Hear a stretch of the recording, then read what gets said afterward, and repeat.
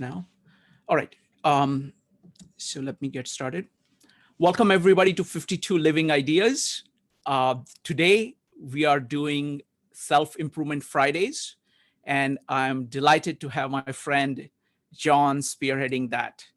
And today he's going to be talking about Nietzsche, which is he's one of his favorite topics, and he always hits the ball out of the park whenever he talks about Nietzsche. So take it away, John. Cool, thank you. You can hear me fine? Perfect. Okay, cool. So yeah, thank you for the introduction. Welcome back for everybody who is returning. I do see a few new names to everybody here. Welcome. I appreciate you spending your evening with me. As Shrikant mentioned, we are talking about concepts for self-improvement and personal development. We're taking the lens of Nietzsche's 3 Metamorphoses of the Spirit as an approach to, I guess, apply these methodologies in our life for personal development. And I think it's actually necessary and relevant to briefly summarize a little bit about his background for anybody who's unfamiliar with Nietzsche. I'm no like historical expert by any means, but I can give a good, I guess, encapsulation of what I believe personally led him to manifest his own philosophy. In short, I think his philosophy was largely compensatory for the events in his life. What I mean by that, I think there's perfect psychological merit in looking at his life through what he overcame and what he was, I guess, dealing with. And it kind of forced him to use his philosophy and his writing as an outlet, okay? So brief summarization of his life and like the events of his life. He was born in 1844 in Germany. So shortly after this, when he was about 5 years old, his father passed away. And then I think it was like 2 or 3 months after this, his 2-year-old brother passed away. So his early life was plagued with a lot of tragedy. And then after this, he moves with his mother and his sister to, I believe it was Switzerland. And then he went on to focus on a lot of his studies and his scholarly pursuits. He was a very intellectually gifted young man, very bright. He was learning multiple languages by the time he was a teenager to read, I guess, his main motive was reading texts from their source language so he could fully comprehend them. And he eventually went to university to study Christian theology, of all things. I say of all things in an almost comical way because he is the promulgator of the famous quote, "God is dead and we have killed him." He also later wrote a book called The Antichrist, but that's an entirely different subject we don't have time to get into today. But regardless, he was studying Christian theology, and after 1 semester at university, he actually denounced his faith. He wrote a letter when he was 20 years old to his mother and his sister saying, if I forget the actual words verbatim, but it was along the lines of, if you want like peace and happiness, then believe. But if you want to be a devotee of truth, then inquire. And that was kind of his way of like saying, okay, I'm no longer just going to passively accept this information of religion or whatever these like doctrines are on me. I'm going to go on my own individual approach. So he goes on this. And I think that was largely, I would personally look at that as a significant loss, because theology is special in its regard of, if you pursue your life, in Nietzsche's case, like 20 years of his entire life to this study, to this discipline, I think is especially different from other intellectual disciplines. So for example, let's take chemistry. Let's say I got a college degree in mathematics or physics or chemistry or something like this. I would still have the residual information that is of utility, right? I could still teach people, I can still use that information. But if I studied theology, that is especially, let's say, the most, I don't want to say the most subjective, but there's a lot of cultural interpretations, there's a lot of different ambiguity there. It's not really as equivocal as like the hard, logic STEM fields.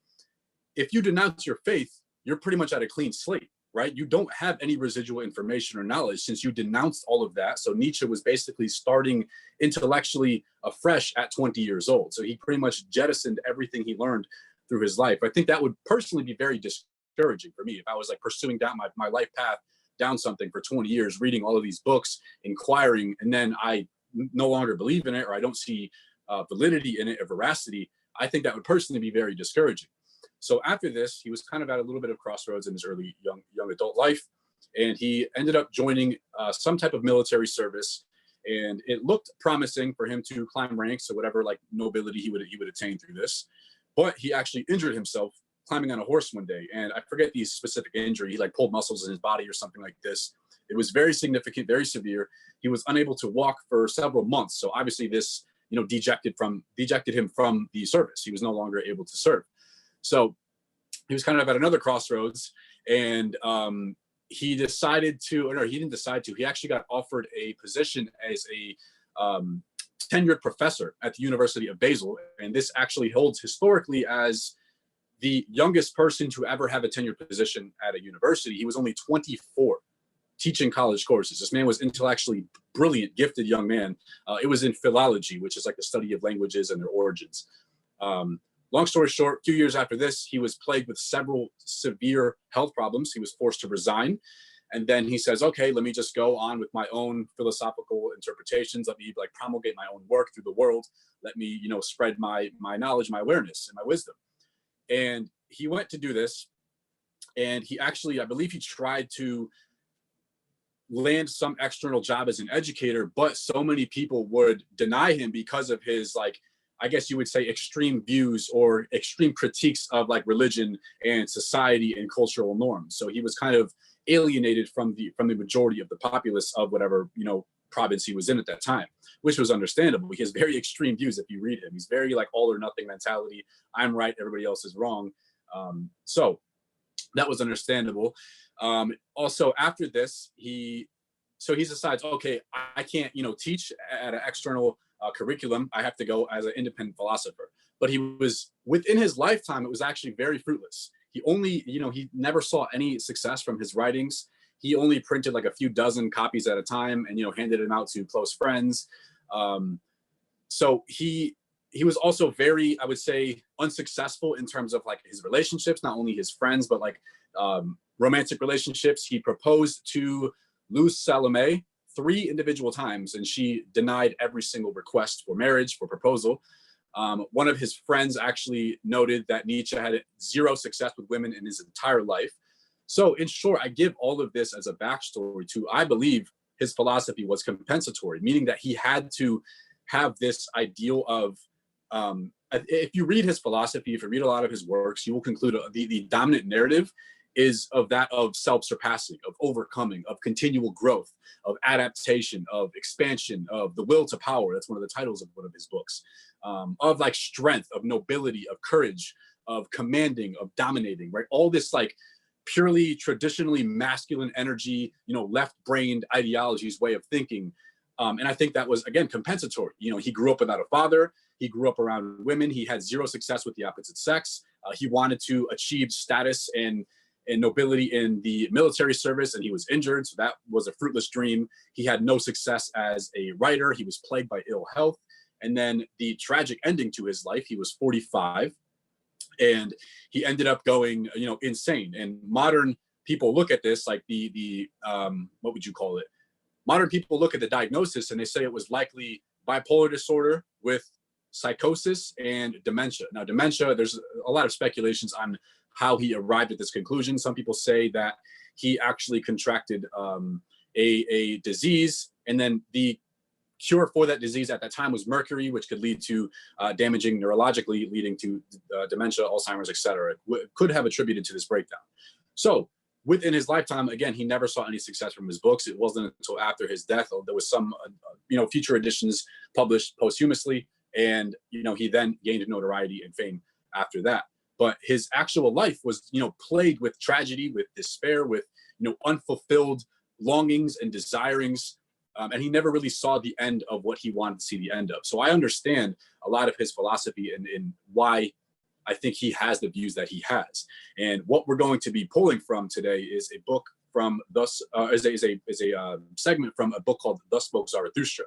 Now, Thus Spoke Zarathustra was about 6 years before his mental collapse. It was in 1883, so he was 39, and it's his only work of fiction. So it encapsulates a lot of his philosophy, but it's in a narrative format. So it's in a story, and it has a lot of images of symbolism and metaphors and imagery and things like this, which I think, especially in my personal opinion, make it very poetic and even more moving and beautiful than if he just wrote essays, which are they have just as much utility and just as much potency.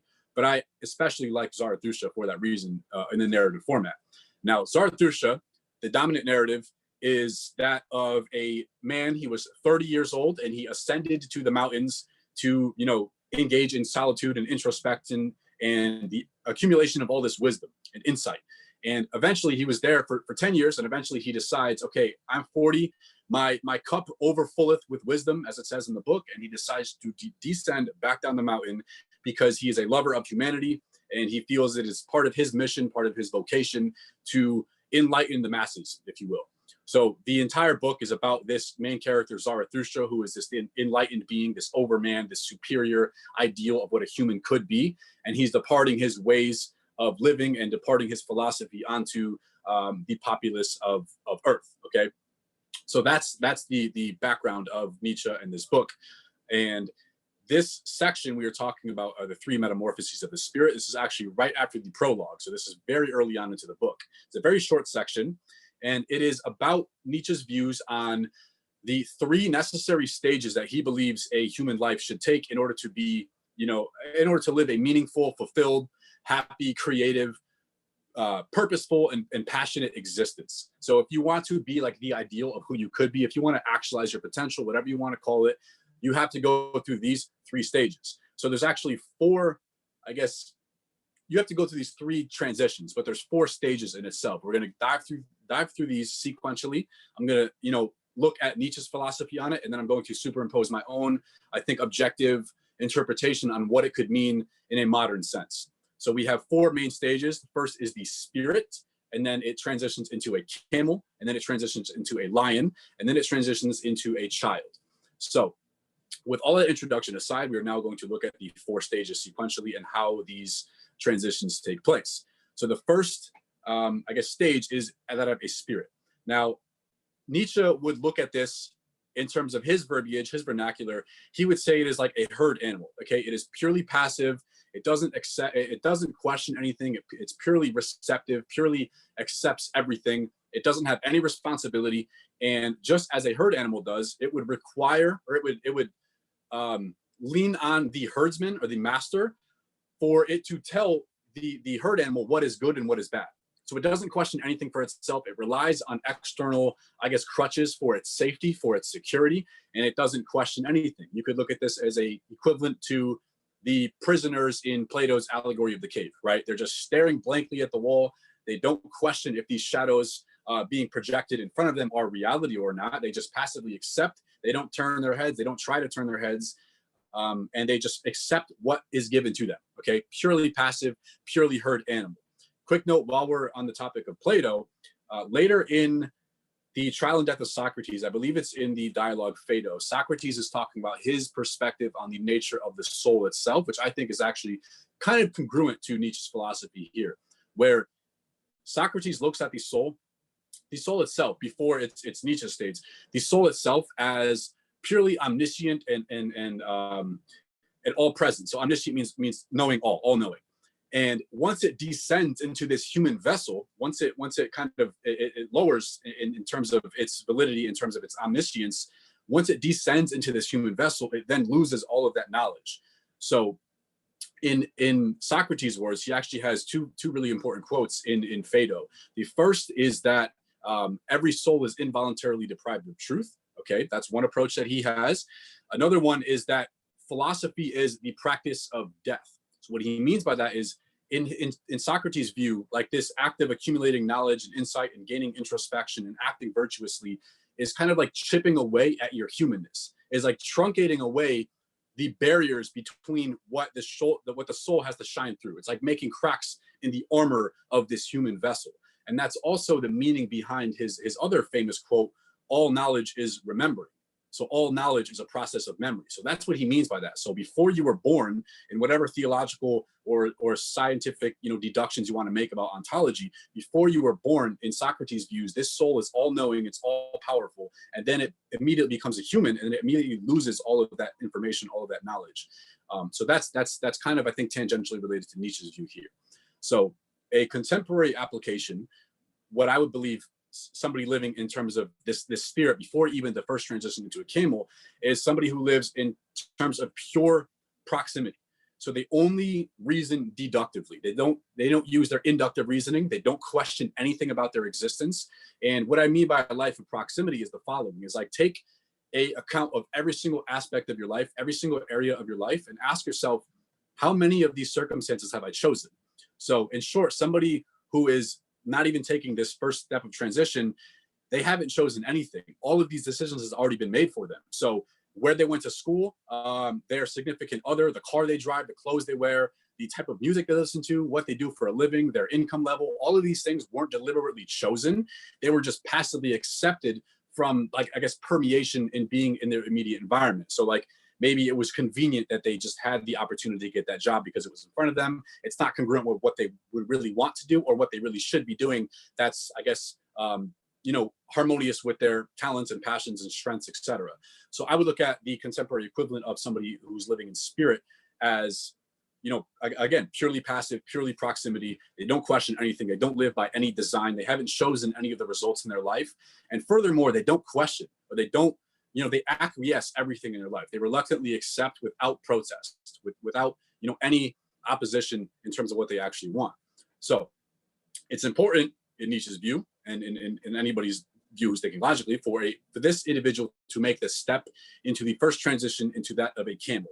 Now, the camel, just as the physical animal of a camel, the physical representation of a camel, it is also an animal, but it's not a herd animal because it's actually traveling. So it's doing a little bit more, objective utility than that of a herd animal or that of a sheep. So it's not really commanded by anybody. It doesn't really have like a herdsman, if you will. It is traveling, it is learning, but just as a camel does, it is accepting responsibilities and it is accepting burdens, but it's only asking and accepting burdens from other people. So a lot of this can actually be, I guess, over encumbering. It can weigh us down because a lot of it might not necessarily be the information that we need or that we think is congruent and conducive to what we think we should become in life. And I'm going to read a quote from the part in the three Metamorphoses of the Spirit, where the camel's, I guess, perspective is the following. The camel asks, "What is heaviest? That I may take it on and rejoice in my strength." So it's basically like saying, I'm going to pick this thing up just because I can do it. Just because I have the capacity to pick it up, I'm going to pick it up. So the contemporary equivalent to that is like somebody asking, it's somebody doing something, even though it might not necessarily be the best thing for them to do. So let's say somebody has a desire or a dream or a goal to, I don't know, increase their income. Okay, so it's like the equivalent of this camel saying, "What is heaviest? I may take it on and rejoice in my strength." That's like the equivalent of somebody who's saying, "I want to increase my income." Okay, what is the number one paying profession? I don't know. Let's pick a high one. Maybe like a CEO, a hedge fund manager, like a manager of a hedge fund. Okay, something like that, like trading or something. And it's like that person immediately going right toward that. And it's like you didn't stop to question yourself. One, am I going to be good at that position? Am I going to enjoy that position? Is this thing a conducive fit for me? Are my talents perfectly met? Is this intrinsically rewarding? Am I going to be fulfilled from this? So there's a lot more questions and variables you have to implement into this equation before you just as this camel does, pick it up just because you can pick it up. So this another contemporary equivalent is asking people I guess opinions on life, on how you should live, but they are unqualified. So let's use this the same example of somebody who wants to, increase their income. It could be like a kid who's, graduating high school. They have dreams of being financially independent because they've seen their family struggle and they've struggled themselves, and they want to be financially independent. So they ask like their friends or their neighbors or even their parents, "Hey, how do I get rich?" And their parents have never made more than 20, 30K a year. Okay, respectfully, the parents have no idea. Okay. Or the friends have no idea, or it's the equivalent of asking somebody who's never been stepped foot in the gym, "Hey, I want to, be able to run 10 miles straight and have a six pack." They have no idea, respectfully. So it's this camel is accepting information just for the sake of accepting information. Okay. And again, all of this like random data weighs it down. It's not necessarily useful or even truthful. So the camel there's no screening process in this camel's modality or methodology of operations. It's just accepting, it's asking questions, it's picking up this information, it's picking up that information, and it's slowly moving because of this. So this can obviously lead to detriment and lead to being I guess slowed in our efforts into where we want to be. So it is necessary to then make another transition into that of a lion. Now, the lion's fundamental philosophy is that of I will. Okay, and it is exerting its will upon the world. And now the main, I guess, motive of the lion is that of destruction. So the camel was acquisition. Okay, the camel just loads up on a bunch of information, loads up on a bunch of beliefs, opinions, expectations from society and culture. And now the lion's job is to tear all of that down. Okay, not all of it, but everything that is not relevant or necessary. And the main why Nietzsche chose a lion, I believe, is because he poses it as a metaphor. So the lion's purpose is to slay the thou shalt dragon, whose, what does he say? Whose scales glitter with the values of 1,000 years. So what does the dragon represent? The dragon represents like cultural norms or societal norms. So the dragon can represent, you know, parents kind of forcing a kid to go to college and be a doctor or be an accountant or be an architect or something like this. Or it's external, you know, suggestions or validations on how you should live your life. It's expectations, it's norms, it's blindly accepting cultural standards. It's you know, it's kind of picking apart and truncating everything that you do not need from the first stage of acquisition into that of a camel. So I look at this as a equivalent of actually questioning yourself. So the first stage, the camel was only questioning other people.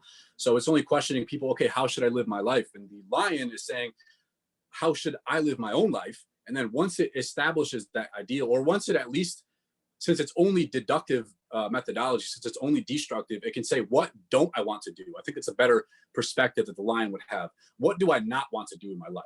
I think that a lion would have tackled those questions at that moment. And then the child would do the following. We're gonna get to that in a minute.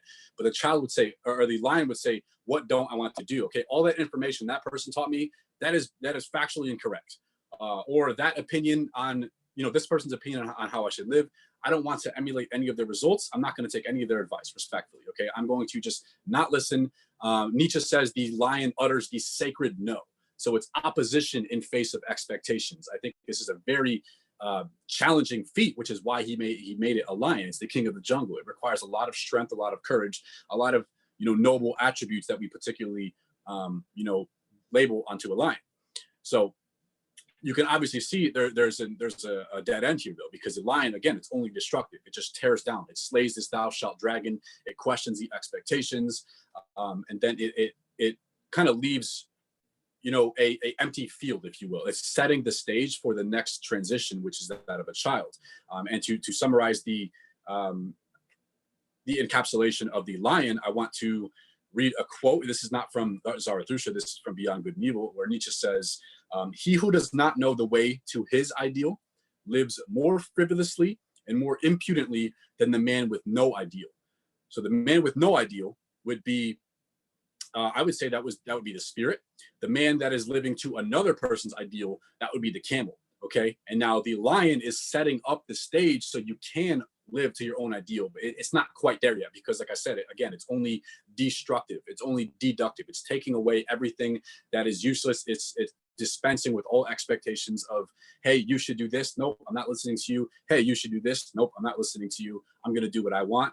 I'm respectfully going to, you know, deny your opinions or your perspectives on how I should live. Now, again, this finally leads up into the third and final transition, and that is into that of a child. So naturally, this child represents symbolically a clean slate, so an empty slate. And the child represents the sacred yes, as Nietzsche says. He sacredly says yes to life. He affirms life. He affirms life for what it is, with all its tragedies, with all of its obstacles, with all of its inevitable and omnipresent suffering. And it realizes the joy of creating, as Nietzsche would say. So the joy of creating its own value. So this goes back to the quote of, he who does not know the way to his ideal lives more frivolously and impudently than the man with no ideal. So no ideal, again, camel. No ideal was spirit. A different ideal would be camel. And the way to his own ideal would be that of a child. And I have two quotes that are going to summarize, I think, the encapsulation of a child. This is not from Zarathustra. I believe this is from Twilight of the Idols, where Nietzsche says, maturity is nothing more than rediscovering the seriousness of a child at play. I absolutely love that quote for multiple reasons. I think a lot of us get kind of, I guess, habitualized to our way of thinking and our perspectives. And then when we are habitualized in this way of like snap ego judgments on what the world is, and we're not like questioning, and we're not taking a deeper dive into what things potentially could be, we are only like blindly judging them out of being reactive, we fail to see the beauty and meaning that is right in front of our faces. So I always say that, you know, beauty and meaning are not found by looking further. They are found by looking deeper at everything that is in front of you. And the child understands as well. The child understands that it's not habitualized to this way of thinking, to this, you know, expectations from society or from parents or from culture. And it still has its joy of creation, and it still dwells in the imaginative faculty. Now Einstein says, one of the smartest people we know, you know, imagination is more important than knowledge. So it's like imagination, realizing the beauty that is in front of us, and not blindly reacting and judging things that are in front of us, because we fail to miss the beauty like that. I'll give you a very simple practical example. If I just judge something and say, this is a post-it notes or something like this, whatever happens to be, any physical object that I knock on, this is a desk, right?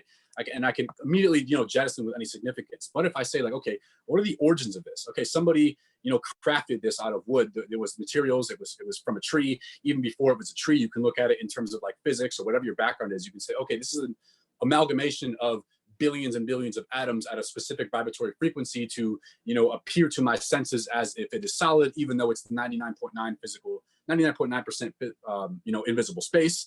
And this, you know, even these atoms that comprise this physical table in front of me, these were established from, you know, 13.7 billion years ago in the Big Bang. You know, only hydrogen and helium formed, and then it began to compress itself in the middle of a supernova in a star billions of light years away, and it exploded and then proliferated across the cosmos and then landed on the rock known as Earth, you know, 6 billion years ago. And then everything, all of the conditions were right, you know, in terms of billions of years of evolution for me to see this desk right in front of me right now. So that's a very different view. I'm not saying look at everything like that, because like you can go quickly down a rabbit hole, but like for sake of illustration and metaphor, you see my point. If you immediately judge everything in front of you based off of your subjective interpretations on how you view the world, and you don't even question if your data set is correct or conducive to fulfillment and meaning, you might be missing all of the beauty that's in front of you. So I think that is the importance of looking at life, as Nietzsche says, is rediscovering the seriousness of a child at play. And to encapsulate this even further, where Nietzsche's definition of a great man, Nietzsche says, what? A great man? All I see is the play actor of his own ideal. So your own ideal, what you've established for yourself, okay? Your own ideal. And those last two words actually made me think of, I'm going to give you two metaphors to summarize this entire process from spirit, or from camel to lion to child. The first one I thought of this from these last two words, of your own ideal, from this last quote. And I always think in terms of metaphor. So I thought of your own ideal. And I thought of Voltaire's Candide, where the last summarizing sentence in the entire book is, let us cultivate our garden. Okay, ours. What is ours? And then thinking of it in terms of a garden, I even took this a little bit further. A garden perfectly, you know, is the perfect quintessence for this transition in terms of these three psychological states. So what I mean by that is a garden. So look at this as, okay, the camel is acquisition. So a camel is the symbolic act of acquiring land, right? Okay, I got the land. I acquired something. I accumulated all of this stuff. The lion, again, it's destructive. So what is a lion's job in terms of a garden? It would be, you know, knocking out all of the bush and the roots and the trees, and, you know, digging up and destroying all the soil and tilling it and rotor tilling it and everything like that, digging it all up, preparing the grounds for your own ideal. And now a garden by itself, in the terms of like verbiage, it implies deliberation. Nobody haphazardly plants a garden. You have to pick out what seeds you want, okay? And if you don't have deliberation, it would just be weeds. Okay, weeds aren't a garden. So it provides the ground for you establishing your own ideal. And the child is what picks, you know, these aesthetically beautiful and pleasing, you know, flowers to grow in his garden, or fruit or vegetables, etc. So another, you know, brief symbolic metaphor that I have for this entire process, if you don't like the garden one, it could be that of a ship on sea.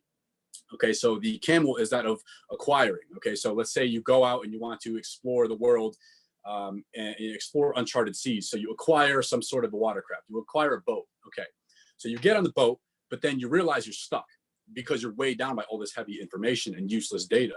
So the lion, its job is destructive. Its job is to dispense and jettison the things that are externally binding it to its dock or to shore, which would be the anchors or the boat rope or etc. So the lion is destructive. And then finally, the child takes helm of the captain of the wheel and deliberately designs, okay, I want to go over here. I want to go here. I want my life to look like this. I'm going to be, as Nietzsche says, a great man by being the play actor of my own ideal. So I think this is a very enlightening metamorphosis of spirit in my certain perspective. I could be biased though, because this book, Thus Spoke Zarathustra, as Shrikant said in the introduction, this is honestly my favorite book of all time. Out of the hundreds that I've read, this is my favorite book to date. And yeah, I thought this was a particularly interesting and thought-provoking philosophy to explore. And with that said, I'm going to hand it back over to Shrikant. He's going to moderate some questions. All right, folks, it's time for Q&A. So you can go ahead and type in your question. You can put an exclamation mark, or you can raise your hand in Zoom. So let's start with David, followed by V. Go ahead, David. David from Los Angeles. You had a question?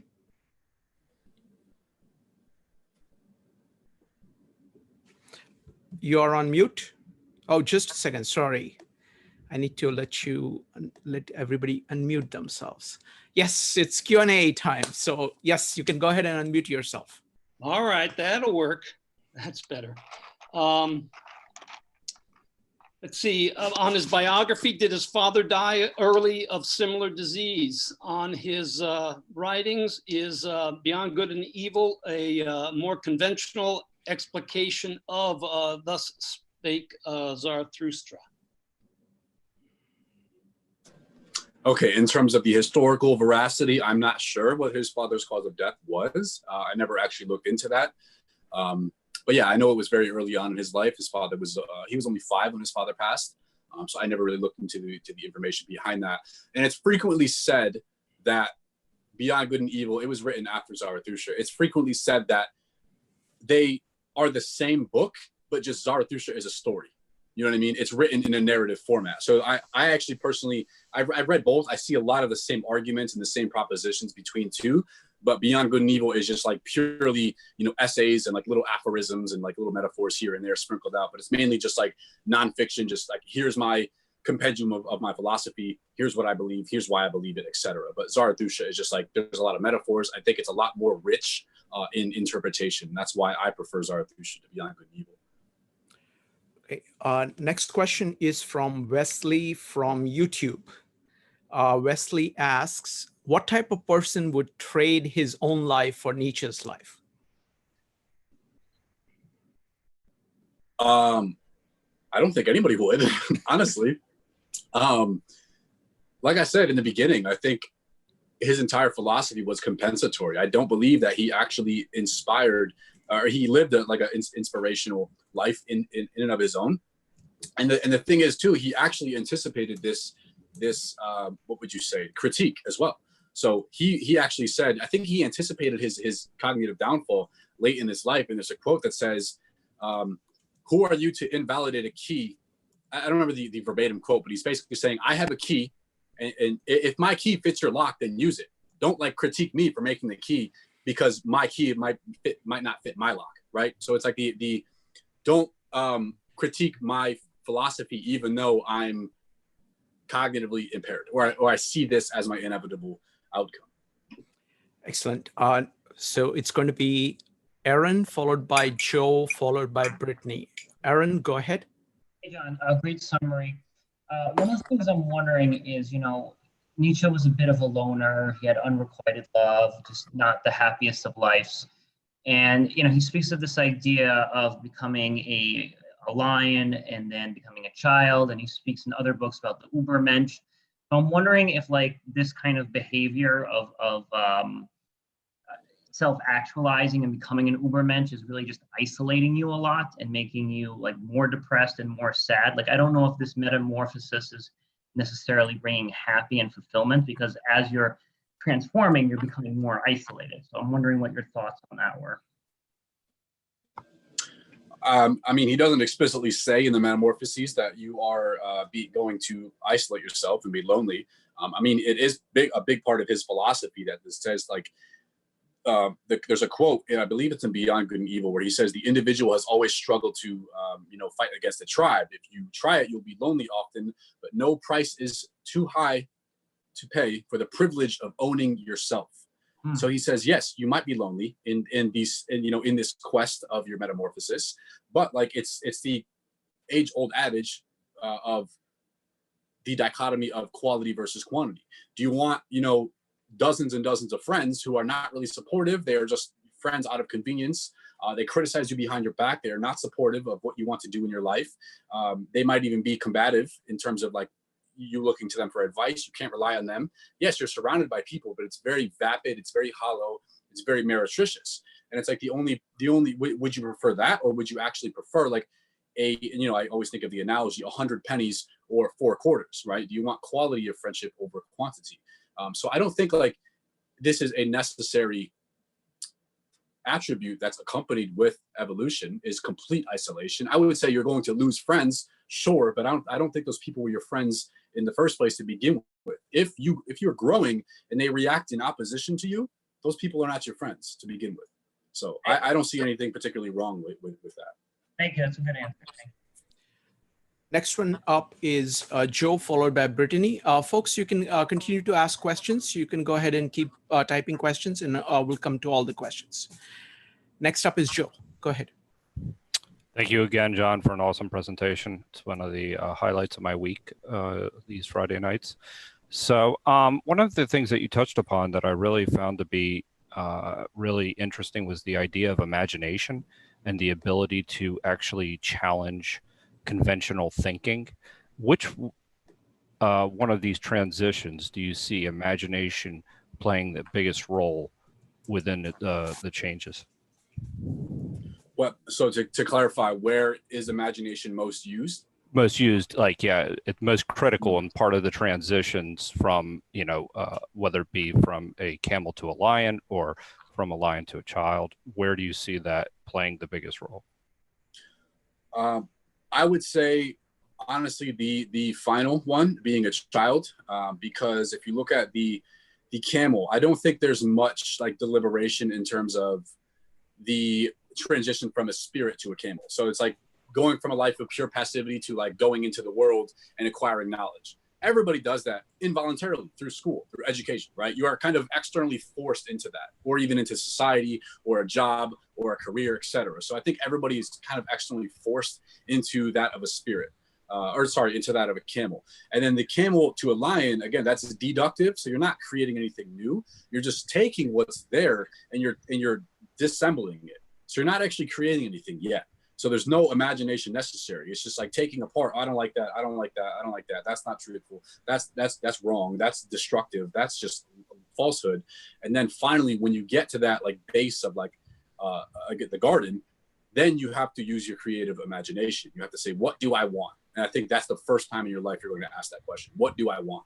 And a lot of people, sadly, some people like very rarely get there consciously or deliberately. They might get there by proximity, if they have a positive influence in their life or a positive mentor, for example. But unfortunately, a lot of people, I think that one of the number one reasons why people don't get what they want is because they don't know what they want. They never actually sat down to ask themselves what they want. They're blindly operating in terms of their career, their relationships, their friends, their family, their job, every area of their life has been conditioned since childhood. We've been conditioned to conform since childhood. From every single social, hierarchy, every single dynamic in our life has always been like conditioning us to conform. And to go against that, you have to be extremely brave. You have to be a lion. You have to have a lot of strength of character and willpower. You have to be okay with being isolated, with being criticized. You have to be okay with all these things. And then finally, I think you first exercise your creative imagination after you destroy everything that's not yours. You say, okay, what do I actually want out of my life? I think that's the most critical threshold. Next up is Brittany. Go ahead. Hi. Also, I have to reiterate, you were amazing sharing all of that information. It's such a concise, short amount of time. Incredible.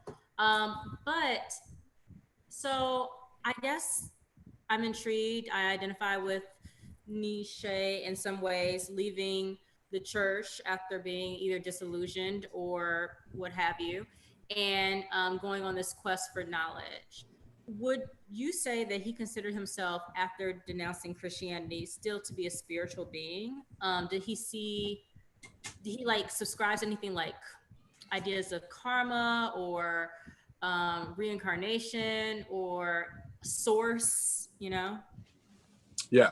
So that's a very good question. It's a very long answer too, but I mean, a short version is like, he says in, what is it? What book is it? I think it's either the gay science or which is the science of the happy science, or Twilight of the Idol. I think it's gay science. Yeah.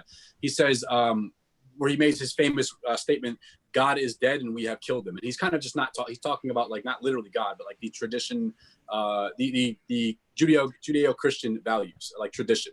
He's saying it's dead from many variables, from like the age of reason, from the age of information, from technology, and all these things. And then he looks at this as a proponent to nihilism, hundreds of years in the future, which he accurately predicted, by the way. Anyways, the succeeding statement to that, he says, okay, if we killed God, what we have to do to become worthy is to become gods ourselves. And that's where somebody brought it up earlier, his idea of he calls it the overman or the superman, comes into play, where it's like his established ideal of himself. His idea of that is Zarathustra. That's why he wrote that book. So there is a lot of like, you could say spiritual undertones to that book. He does have ideas. He promulgates in Twilight of the Idols, the idea, also the gay science, actually, the idea of eternal recurrence, which is like an infinity of lifetimes. If like you're only stuck in this one loop, you're going to live this life over and over and over. Therefore, you should, transpire all of your suffering to make it worth it. So it's like, even if you consciously knew you're going to live this over again, it's worth it, because like you aspire to such great heights, which you made it worth it. And one of my favorite quotes from him is in Zarathustra. He says, "Strideth over all mountains and laugheth at all tragedies." So it's like your life is made more meaningful by overcoming the obstacles in front of you. I would say there are a lot of spiritual undertones in Zarathustra. So if you are looking for that in particular, I would start with that book. Jonathan, next. Jonathan, go ahead. Yeah.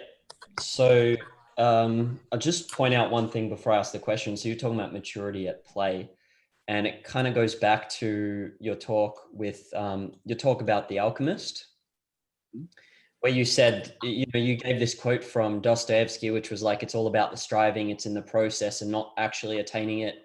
And then everything about Santiago ending up back where he started. So I feel like it ties into that thing of, it's about, there is something in the journey that needs to be emphasized or looked at. So the question is, I'm thinking about how does, like I was just, as you're talking, I'm thinking about in what aspects of my life am I a camel? So I'm probably a camel and a lion and a child in different aspects of my life at different times. So I'm wondering if you can give some examples of how you think this kind of camel psychology might play out in a personality. I thought of one, you can tell me what you think of it, which is someone just working and striving to some undefined thing like financial freedom, or to beat someone else without putting much thought into it. That's one example I've thought of, but if you've got more, and if you've got just general thoughts on that, it'd be great.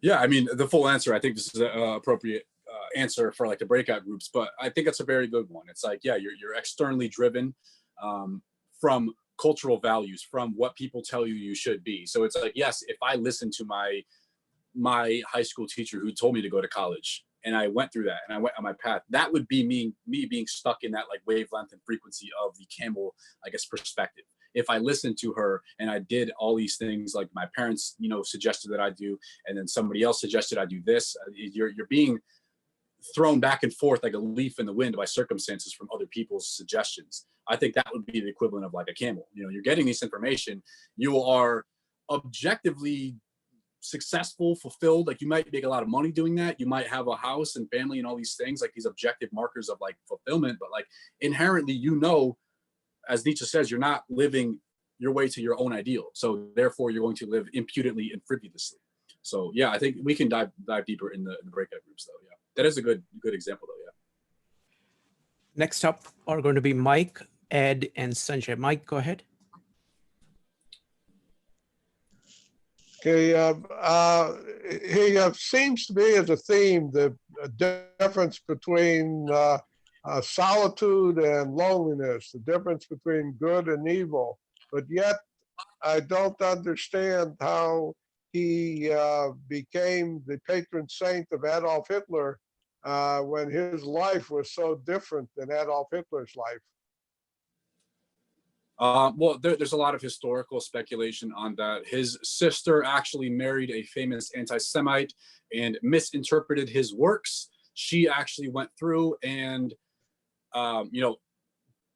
twisted up his entire kind of discography after he passed away, and then she twisted it into her own, into fit her narrative of anti-Semitism. Nietzsche was not an anti-Semite by any means. He actually once proclaimed he was an anti-Semite.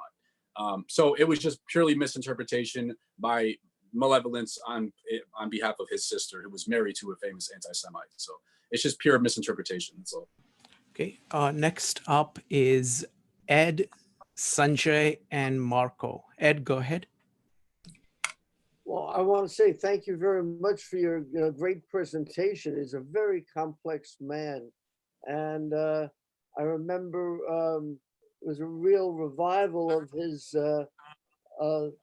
thought back in 1968, I believe it was, in freshman college at the time. And it was like on Time magazine, on the cover page, "Is God Dead?"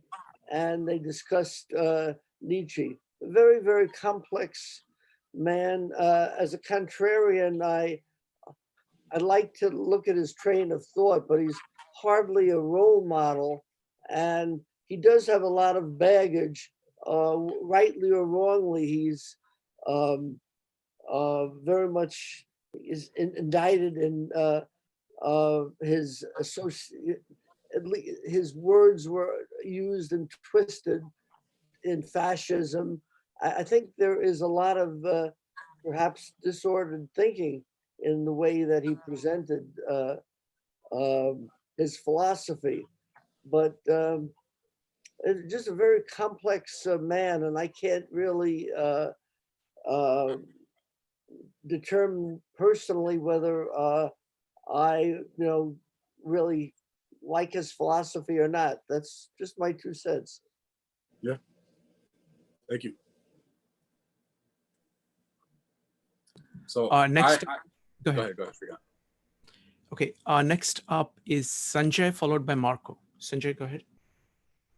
Okay. Yes. So I wanted to talk about the belief that Nietzsche had in the life having 4 stages. And I actually have 2 questions related to this, but I'll talk about one right now. I may request to talk about the second one later. So one of the things that we have to understand is that when he was living and after that in Germany, there was a strong belief in other philosophies and other religions. And one of the examples is that some ideas from Hinduism and other religions also came into Germany. And when we look at the Nazi belief, appropriating the swastika. The swastika is actually a very, very positive and good belief and it's just a symbol in Hinduism, but the Nazis took it over. And it wasn't necessarily that the Nazis did it. In German society, it was still seen as a good symbol. And so there were a lot of other ideas similar to that in German society were starting to be looked at from other cultures and other religions. And one of these is this concept of 4 stages of life that also Hinduism has. So I'm wondering if that came from, if his idea also came from other people in German society who may have picked it up from Hinduism. So really the question I'm focusing on these 4 stages of life is that he described these 4 stages of life ending in the child. Yet later on in Thus Spake Zarathustra, he goes on and starts describing about the Oberman, and which roughly translates to a beyond man or a superman. And so the question I have is why do you think he didn't set that as the final stage? Why do you think he described the child as the ultimate stage of life. And then he kind of hinted at this later stage that the child may grow up into an Obermann. Why do you think he did that? All right. So your first insight, I actually haven't heard of the Hinduism belief of 4 stages of life. So I actually look into that. So thank you. I haven't heard of that, but it makes sense. Like you were saying with the appropriation. And as far as the Overman, Nietzsche said this is not attainable in terms of one lifetime. Okay, it is like a future terms of evolution. We are actually, he says, we're closer to apes than we are to the Overman. Okay, so the Overman is such a distant goal for us, but the virtuous individual who lives through this, like through these 4 stages, who does all of this, you know, introspection and self-analysis and self-surpassing, Nietzsche's favorite phrase, is adequate grounds for the Superman to, I guess, promulgate itself. So there's a lot of philosophies that he has in terms of like you imbuing into your life so you can become this Overman, but it's not attainable within terms of one lifestyle.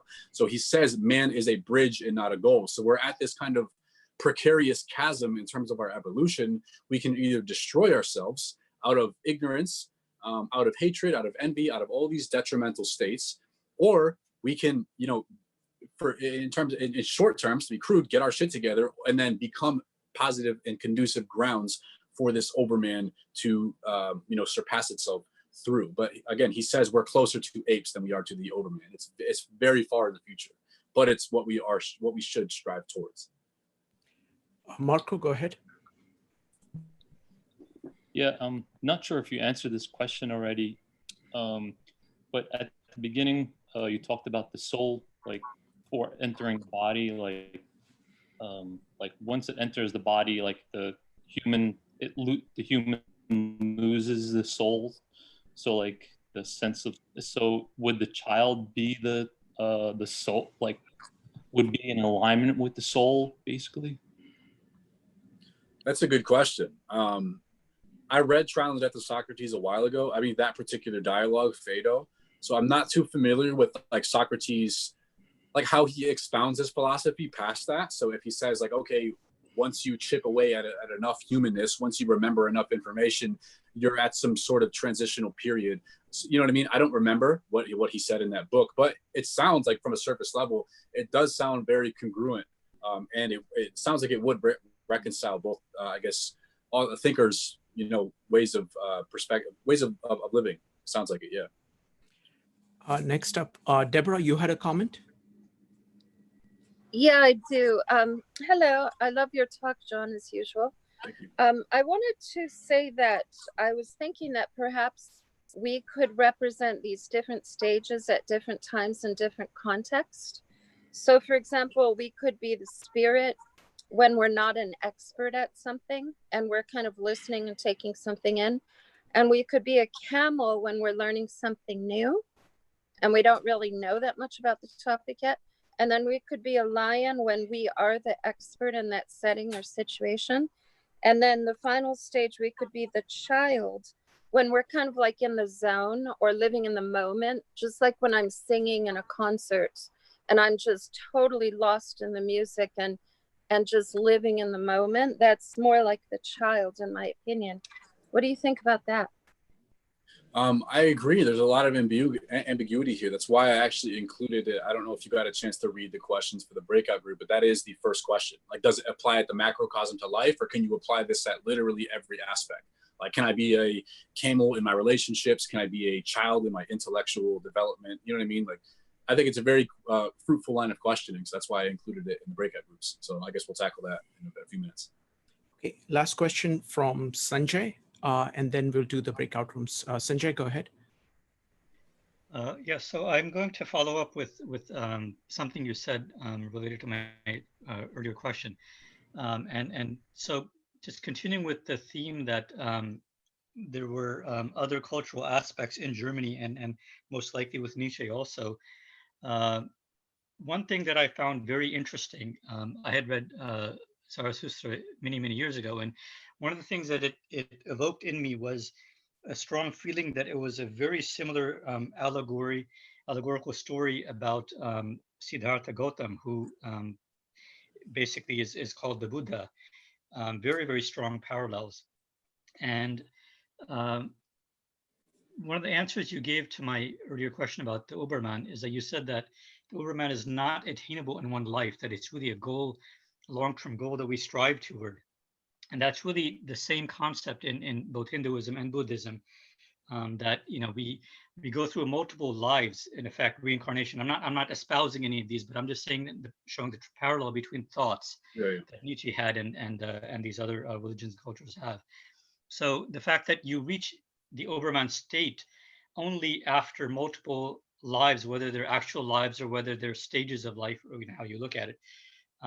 So in that sense, I mean, all of this kind of fits together for me. It kind of is pointing that what he's really talking about is that we are, this is his recipe for how do you become the perfect, not necessarily person, but perfect being. How do you reach nirvana, in a sense? The Oberman is another symbol for attainment of nirvana, because he separates that from being a man, from being a person, because he ends the 4 stages of a person at the child, and then he says that person child can still progress further into nirvana or into the Oberman through multiple iterations of life. So, you know, what do you think about that? That he's really, I mean, I suspect he was probably influenced strongly by Buddhism, and, you know, to me, it's very striking how similar this is to the Siddhartha story.